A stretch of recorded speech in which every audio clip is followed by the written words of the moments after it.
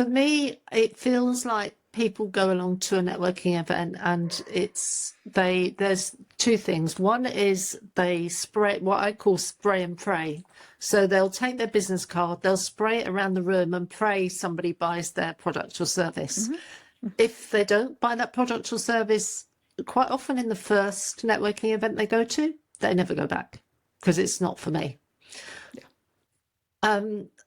For me, networking is not about me, it's about you.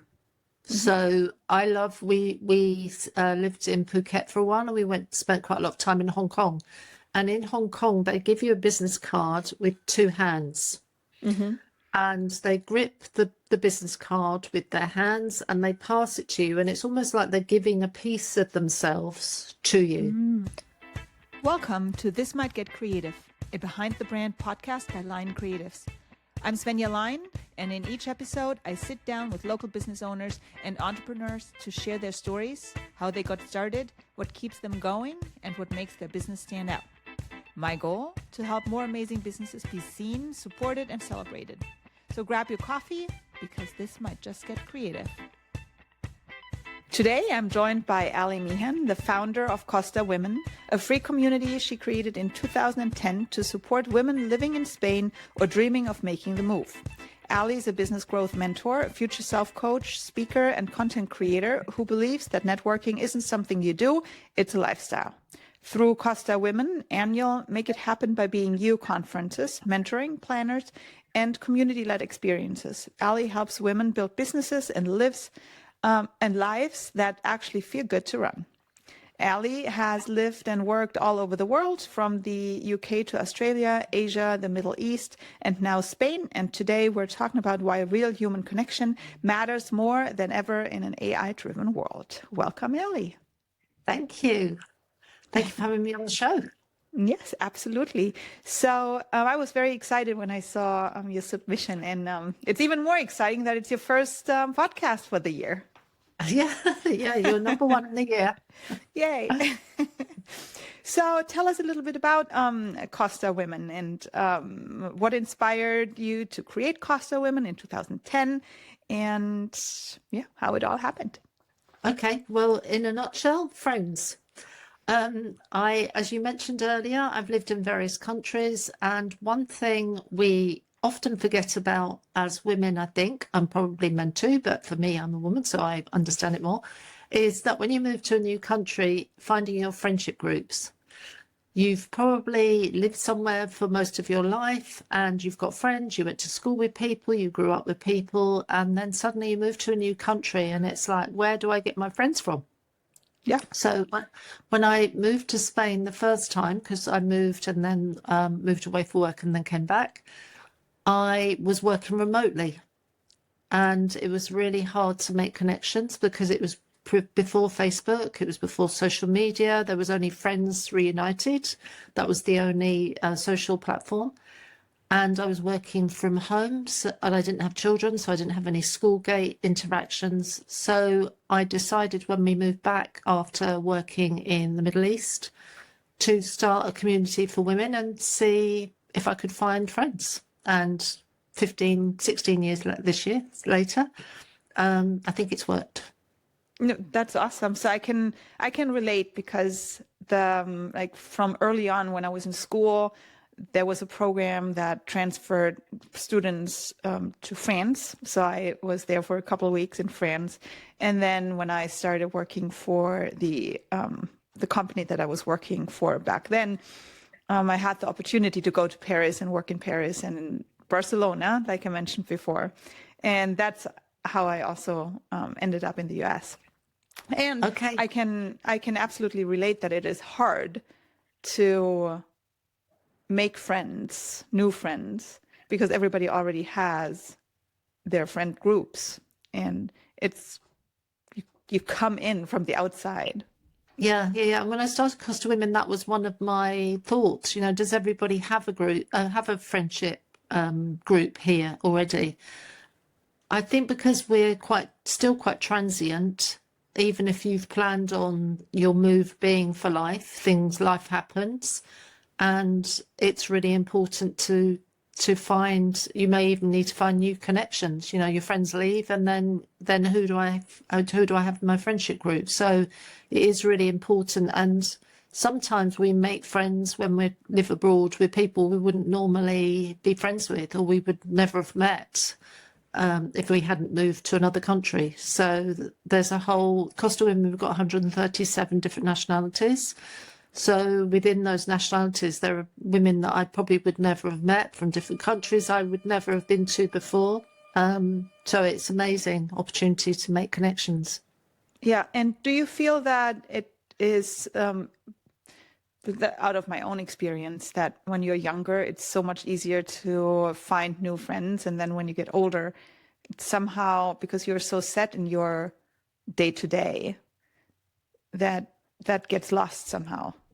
Yes, it could be that, or it could be when you're younger, you don't appreciate your friends so much. Whereas I think when you get older, you realise the value of friendship more, and how important it is to have people around you that talk the same language, not as in speaking the same language as in English to English or German to German, but talk, have the same values, have the same passions as you. I don't think you necessarily realise that when you're younger. So it's easier to be more, transient, switch friends and think, easily make new friends. Whereas when you get older, it feels different. Yeah, absolutely. So how has Costa Women evolved from early days to what it is today, and what's remained the same? Sure. When I started it, it was really for me to find friends. So that's still the case. I still have, I've got some great friends within the community. In 2017, I started exploring the whole area of women in business and supporting women with their businesses. So that's become quite a big focus now as well. So we have women that have either brought their businesses to Spain or have started a business in Spain, or have got multiple businesses, which is quite common in Spain. I think it's probably common in other places, but it's not unusual for women to have 2 or 3 businesses here. And I've explored that area, and that's become a big part of the community as well. The name Costa Women was because I thought small and came up with something which was very limiting. When I started the community, it was really for women that were living on the Costa del Sol. But quite quickly, we had members joining from Barcelona, from Madrid, which is not on any coast, from other parts of Spain, up in the north of Spain. We've got members now in Mallorca. We've got members in Gran Canaria, and we host events in about 20 locations each month. So it's grown in that way. It's grown geographically. And then the age group as well. Initially, it was more for women my age, because that you attract, who you want to work with. But now we've got a lot younger women joining too, which is fantastic. And all the different nationalities as well. It's always been an English speaking. The website's all in English. The events tend to be in English, but now we do some of the events in Spanish as well. And we have a lot of different nationalities that have joined us. So, they will sometimes sit down next to somebody and realize they speak Danish, so they'll end up speaking Danish together. So yeah. That is really cool. So so when you meet, is it just people? I mean, you mentioned that it's different nationalities. Is it just people in Spain, or do you also have like international calls, or people actually coming, let's say, from Germany or somewhere else, from the US to Spain? Yeah, so it's all 3 things really. We have local events, we host online events too. In the local events, you may get people, say, from Germany that are thinking about moving to Spain. They've come over for a few weeks. They want to know where they want to move to. They'd like to meet some locals, as it were. So they may come along to our coffee mornings or on business networking to meet, see what sorts of women there are around that they want to connect with. We do a monthly Zoom call with Believe, Inspire, Grow. And I understand you had Tara Gilver on. And Tara and I have been doing this for 8 years. I met Tara she came to Spain on a retreat. and we just started talking, decided we talked the same language. We've both got a passion for women in business. So we just decided, why don't we do a monthly Zoom call together with our groups? And we've done that now for 8 years. I just have got back from meeting Tara in America too, which has been fantastic. Oh, that's And so then, cool. Yes. yeah. And then I love collaborating with other women's networks. So sometimes we'll host a joint call with other women's networks as well. And it doesn't matter where they are in the world. And I also do an international networking event. Well, I do two actually. One is a business networking event every month. So anybody can come along to that. They're a woman in business and expand their network. We do Zoom rooms, so they get split into Zoom rooms and they can do a one-to-one session with somebody else and talk about their business. And I also do a meet the community call as well. So members that have joined Costa Women or are thinking about joining Costa Women, I do a monthly Zoom call and they can come along and ask questions about moving to Spain, about what the community is, how they can get the most out of it, if there are people in their area that they can connect with. So just like a support call, really. So I run those monthly too. That's really cool. So you say that, and I mean, the way you speak, it's like networking is not just a thing. It's more like a lifestyle. So what do you mean by that? And how can women approach networking in a more natural way? For me, it feels like people go along to a networking event and there's two things. One is they spray, what I call spray and pray. So they'll take their business card, they'll spray it around the room and pray somebody buys their product or service. If they don't buy that product or service, quite often in the first networking event they go to, they never go back because it's not for me. For me, networking is not about me, it's about you. So I love, we lived in Phuket for a while and we spent quite a lot of time in Hong Kong. And in Hong Kong, they give you a business card with two hands. And they grip the business card with their hands and they pass it to you. And it's almost like they're giving a piece of themselves to you. And for me, a business card is one of the most important pieces of a realty that you have, because it's got your contact details on, it's got your phone number, it's got your email address.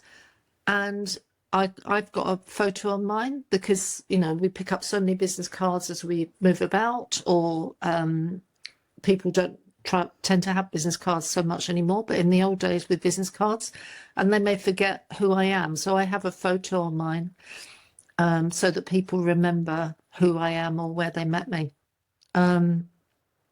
There's always an opportunity to network. There's always an opportunity to support somebody, whether that's, you know, I'm not saying there's always an opportunity to sell to somebody, but there's always an opportunity to meet somebody that you might be able to help. Recent story, I was at my daughter's in Florida, New Year's Eve, happened to meet one of her neighbours who was really passionate about, he's an illustrator. He's actually a tattoo artist, but he does illustrations, wants to write a children's book.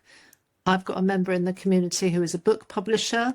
So I said, I'll connect you, and that's what's happened. So that wasn't me going in and saying, oh, I'm going to find somebody and sell them something. That was me going in and saying, I've got this great network. I'm sure I can know somebody that can help you. And that's what's happened.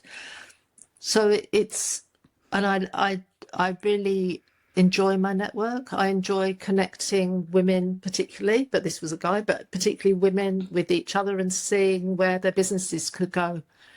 For me, there's no competition, it's collaboration. Absolutely.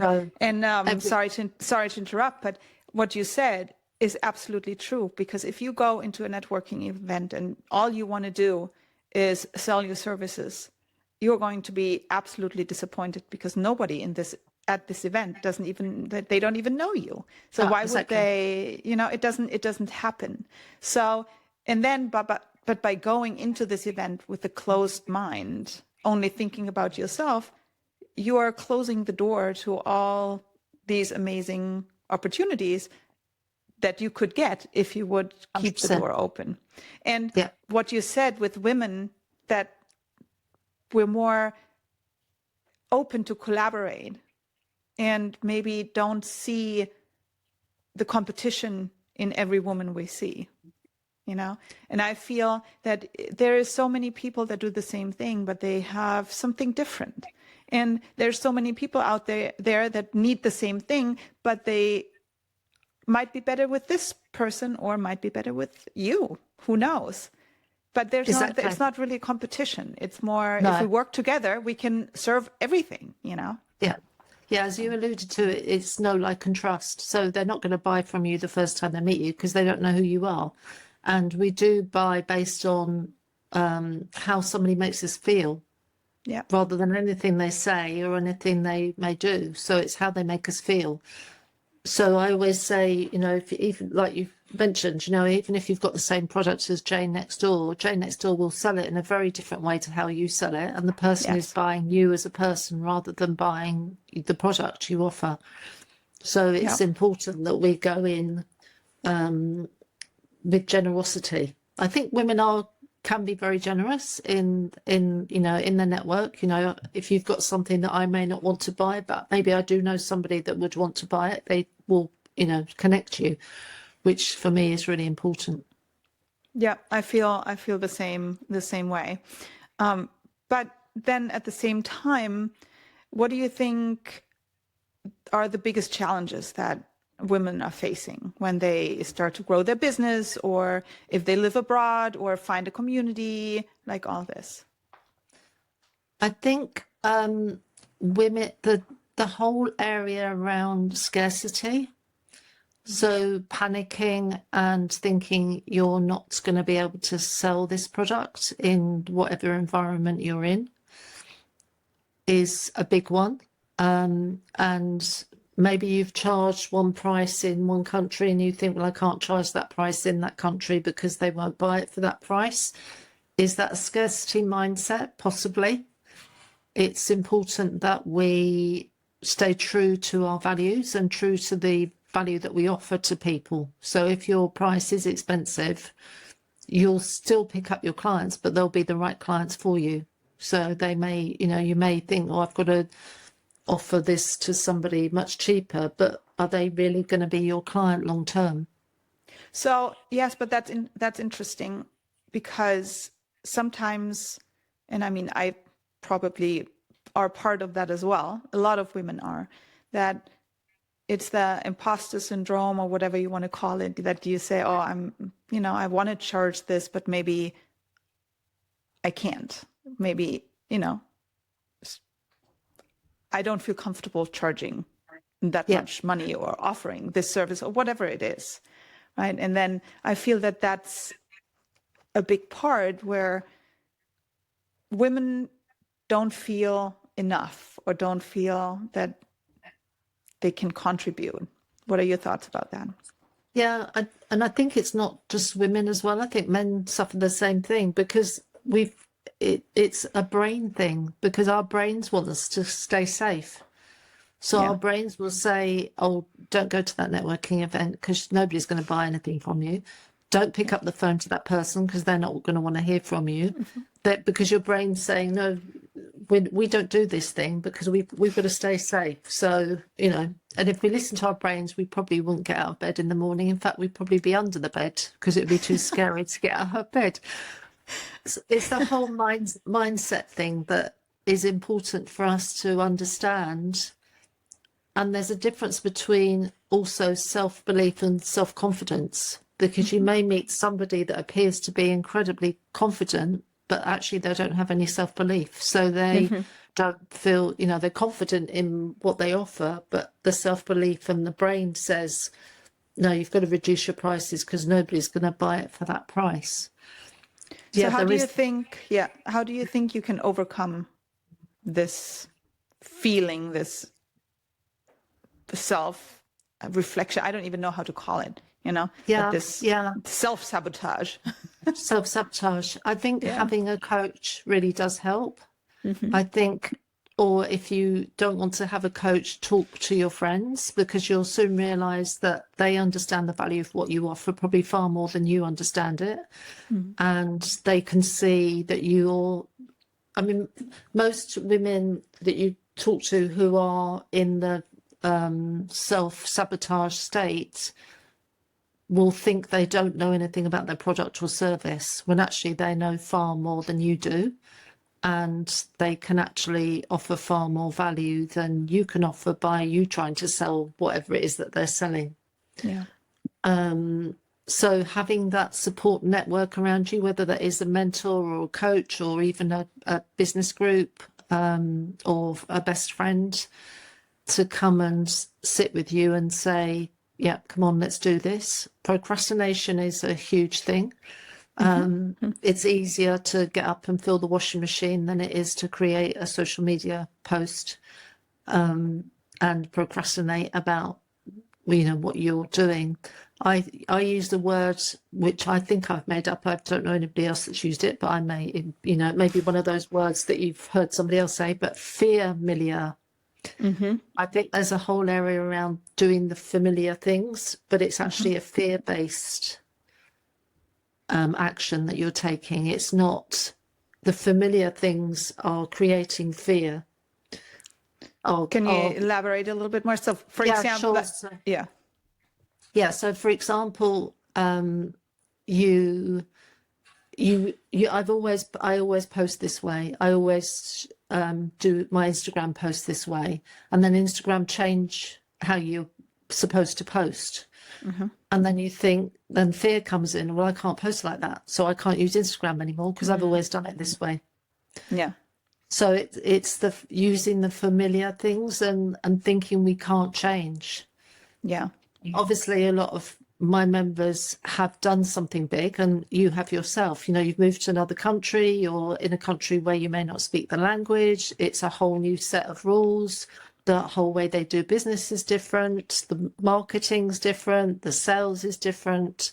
So they've actually made that big leap. And it's actually understanding that they have taken that brave step, because we forget about it as well. We forget how brave we've been.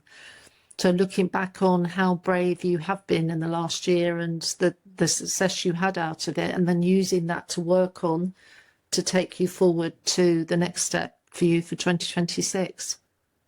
Absolutely. So I'm a big believer in doing things that scare you. Like, for example, this podcast. This podcast scared me for such a long time. And then I talked to someone like you said, you have to have someone to, you know, talk to. And I just told her that because she has a podcast as well. And I'm like, I've been thinking about it. And she's like, just do it. I mean, what do you mean? Just do it. You can just do it. And then she's like, no, just do it. It doesn't really matter. Once you do it, it's not that scary anymore. And she was absolutely right. So you have to, and even if it's not related to business, even if it's like running a marathon, for example, once you did it, you know that you did something super scary, but you did it, you accomplished it. And then when you then look back, let's take the example of social media posting. Just do it. Nobody is going to even remember the post that you did a week ago, because there's so many things. So if you had a spelling error in that post, or did something, I don't know, some error, I don't know which one, but it's not that big of a deal. They're actually saying now, if you've got an error in your post, it's great, because then people realise ChatGPT didn't write it. So it's actually a positive thing to post. So that brings us to the next topic. So the community is at the heart of everything that you do, and that human connection is now even more important right now. In this, where everything is driven by AI, because now, and especially on LinkedIn and on Instagram, like you said, you can see which post was written by AI, because AI uses these certain words that if you work with it a lot, you spy those words and you're like, okay. And the double line. Yeah. Oh, or the emojis everywhere. And everything is phenomenal and clear. Yes, clarity is the is the word. Yeah. anyways, but yeah, so what are your thoughts about that? I think because people are aware that it's happening, I think people are getting tired of it. And also with the AI videos, I mean, I can put some of the platforms, I can put a picture up of me and I record my voice and it's me for all intents and purposes. Mm-hmm. I think people are beginning to shy away from social media and going back to having businesses where it's more in the old way we used to do it. So more about going along to networking events, more about the personal connection, more about friends recommending you to somebody, is more personalized than it used to be, which I think is fantastic.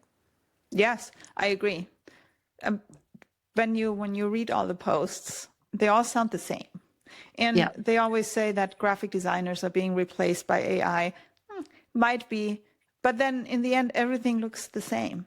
Everything Yeah. looks identical. And that's with the copy written in the posts plus the image. There's no unique thinking, no uniqueness anymore. Yeah. And that's, Yeah. yeah, so maybe we should all put some spelling errors everywhere. Yeah, I think so. Yeah, give ChatGPT a prompt. So please put spelling errors into this post. Yeah. I mean, but on the other hand, I do like working with AI because it I think also liberates you a little bit, you it know? does. Yeah, I think there's very good sides to it where it has cut down a lot on time. It can give you some great ideas that you might not have thought of instantly. So it can support your business. It's just how much you let it take over what you're doing. Yes. My funny story with ChatGPT, when it first came out, I had started getting members joining because they'd found Costa Women through ChatGPT. So I asked ChatGPT, can you give me the top 5 women's networks in Spain? So it came up with a list and Costa Women wasn't on there. And I said, but what about Costa Women? And it said, but you're Costa Women. But I can imagine this little AI being inside my computer going, she's really thick today. She's forgotten who she is. Yeah, but that's how ChatGPT is. Especially when you ask a question and then it gives you an answer. And then you're like, yeah, but what about this? And then it says, what an amazing idea you had this morning.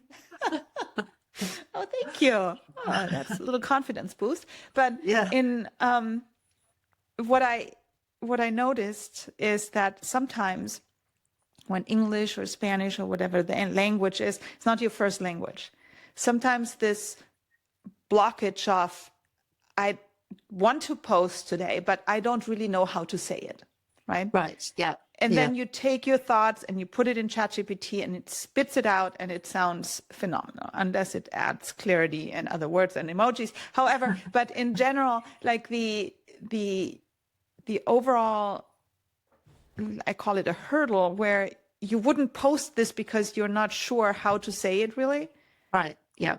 This is I think this is very helpful. And this is how I use it. I put, if I don't know how to say something, I put it in bullet points and then it just makes it into a nice post, right? Right. Yeah. Yeah. But then I think you need to be careful with. You do. Yeah. Just maybe also fact check a little bit because sometimes it was hallucinating and I'm like, that sounds awesome, but really? Is that really true? Yeah, because it is built to make you like it, isn't it? It's built to, so it's, even if it doesn't know the answer, we use it a lot at home.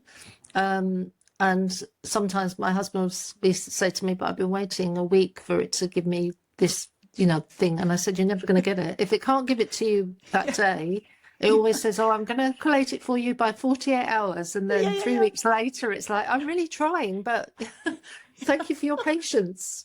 You're never going to get it. Yeah. Yeah. Yeah. So I mean, it's funny, and it's if you know how to use it, if you do not treat it like a human being, because there's also these cases where people had relationships with an Exactly. AI. Yeah. And that's where real human connection comes back in.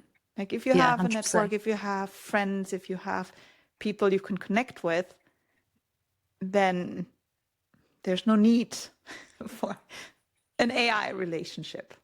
Yeah, I think the issue with AI, which is really sad, is that it is so affirming.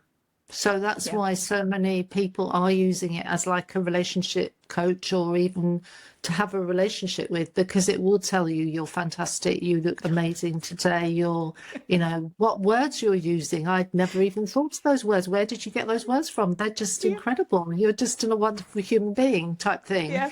Yeah. Which is sad because so many people don't say that to each other and don't get that affirmation from somebody else. Yeah. And then, but don't you feel sometimes that if someone that you're close with tells you those things, it's like, But if an AI tells you, it's like, oh. Yeah. I believe the AI. I don't believe that's good. That must be amazing. The internet thinks I'm amazing. This is a third party. Yeah, yeah. I did ask it the other day, what was the best type of post to use for Facebook, for Meta? What were the best types? And it said one not written by AI. That was the AI said that. Okay. Well, thanks for confirming that. Exactly. Yeah. No, it's crazy. I mean, I'm pretty sure you know, but all those videos that are created by AI, where it's like, that's so weird, like when it had like that little glitch in it, and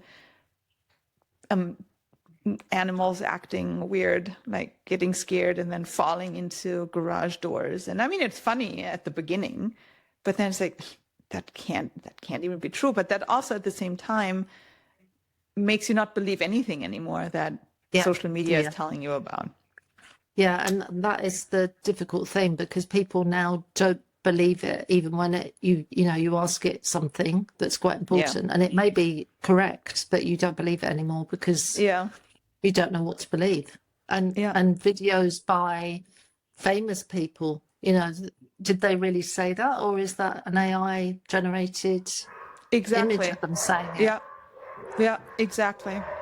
I think we're living in incredibly interesting times, because it's only going to get more interesting, I think, this year. So, yeah, be interested to see where it goes. But yeah, human connection is, at least you know that the person standing in front of you for now is a real person. Yeah, exactly. For now. For now. Yeah. So one fun fact. What's one thing that most people don't know about you? Okay, my fun fact is that in 2000, I applied for a job. I went along to an interview. This was in the UK. Turned up my first day of working. The owner of the company came in, had just been to an e-business seminar in 2000 that said nobody's going to work from offices anymore. Everyone's going to work from home. So he closed the office, fired the guy that hired me. This is on my first day. And said, if you stay on and help me close the office, I'll pay you a bonus. I thought, I haven't got anything else to do because I just lost my job. And then when I started saying, can I go for job interviews after a couple of weeks, he said, no, I want you to stay on, but I'll make you director of the company, but you'll need to work from home. Wow. In 2000, you had to live within 300 meters of the telephone exchange, or you couldn't get internet. We had that wonderful dial-up modem, which you probably remember. Yeah. And because there wasn't Skype, there wasn't WhatsApp, the only way I could, and my office was based in Dubai, and obviously I couldn't ring them, it was too expensive. We used MSN Messenger to stay in touch with each other. which probably was not very safe. But that's how we stayed in touch. And I did that for 2 years and then met the man who's now my husband. He was living in Spain. Spain actually had better internet then, and I think they probably do now, than the UK. We've got fibre optic to our house here in Spain. So I asked the company if I could move out to Spain, and that's how I ended up moving to Spain, and how things then snowballed into Costa Women and the life that I've lived. Yeah. So I was probably I've got another friend actually who lives in Spain, and her and I were both started working remotely from 2000, but it was very early days and it was cowboy country. Oh, I bet. I do remember I had this big, it was an Amiga 500. This huge thing on my desk and the dial-up. It was terrible.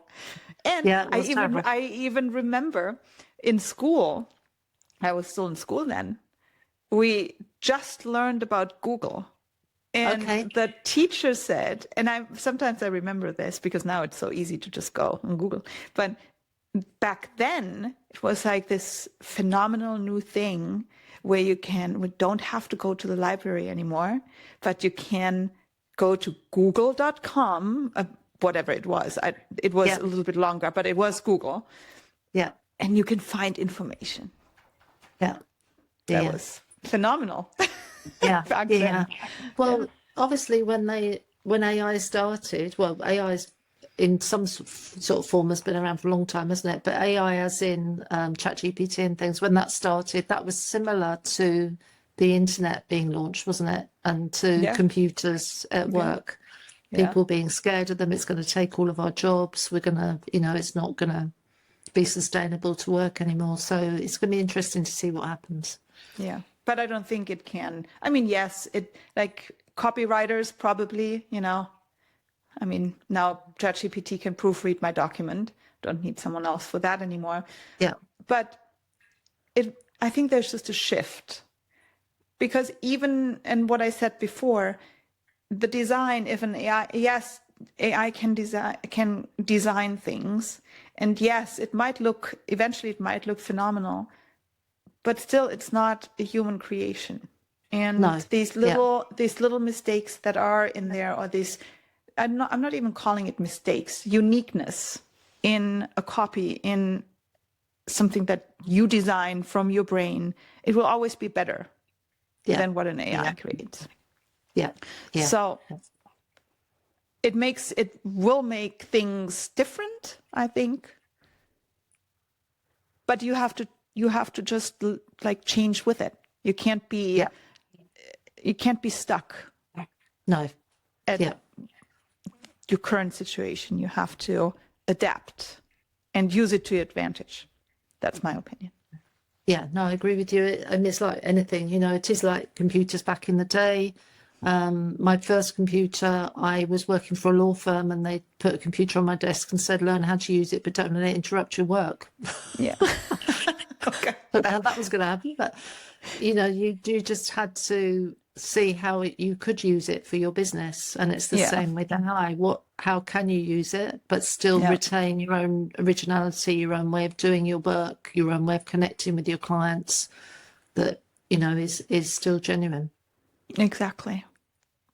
Well, that was very nice conversation, Ali. And so for a woman listening right now who feels disconnected, overwhelmed, or unsure where she fits, what's one small step she can take this week to feel more connected to herself or her community? I'd say find the things that you love doing and find other people that love doing them as well. So whether that's Pilates or Qigong or painting or reading, start looking for I call them hive rather than tribe. So start looking for your hive of women. And because you'll already start talking the same language because you've already got that hobby, that thing that you love doing in common. Yeah. So reach out to them. It's a great time to do it this time of year because people are looking for new things to start. True. So, reach out and make it a goal, a habit to do something every week that brings you joy. Absolutely agree. Absolutely agree. So if someone wants to get in contact with you, where can they find you? So you can find me through costawomen.com, or just put Ali Meehan Spain into Google and you'll find me. I'm not the Ali Meehan that's great at hockey from Canada, although I do claim my medals from her sometimes. Okay. That's awesome. But you are on Instagram, not hockey. I'm on Instagram. Yeah, not hockey. So I'm on Instagram as Ali Meehan Spain, just so that we don't confuse her with the Canadian hockey player. Yeah. Funny. And then LinkedIn, I'm sure you're on LinkedIn as well. Yeah, I'm on LinkedIn. Yeah. Yeah. So all the usual. But the only one I'm not on is TikTok, because I just decided I was too old. Same. Same. I'm not on TikTok. I'm not coordinated enough to do all the dances, you know. I managed to do one, and actually, I had my first viral video. Wow. Right? So, funny story. I went with a friend. We went on a run, and she loves Taylor Swift. So, and there's this, you know, the dance. And because my daughters are into it, so I learned the dance. And then we were like, okay, so we're going to stop at this bridge and we're going to take a video and we're going to embarrass our kids. So we're going to stand there and we're going to do the dance and then I'm going to post it. And we did. And probably because I tagged all the kids, it took off. And it's like, so Instagram was sending me, you have a viral video. And I'm like, oh my God. Love that story. Yeah. So we did the dance. Do more you. Yes. Yeah. Because that's obviously that's what works. What you need to do to go viral. Yeah. So not AI, do you? No, exactly. So it was fun. And I'm like, wow, the video looks pretty cool. I mean, if you put the music to it and all. Yeah. Anyways, that was my viral moment. And what did I get from it? Nothing. Yay! I have a viral video. But okay. Something to show to your children's future partners. Yeah, true. Yes. Tag them in there. Maybe it goes viral again. Yeah. So, all right, awesome. Thanks for listening to This Might Get Creative, a Behind the Brand podcast by Lyon Creatives. If you enjoyed this episode, follow the show and share it with someone who loves discovering local businesses and creative entrepreneurs. You can learn more about my work at lioncreatives.com or find me on Instagram, lion.creatives, and LinkedIn at Lyon Creatives. Until next time, keep showing up, keep creating, and keep getting seen.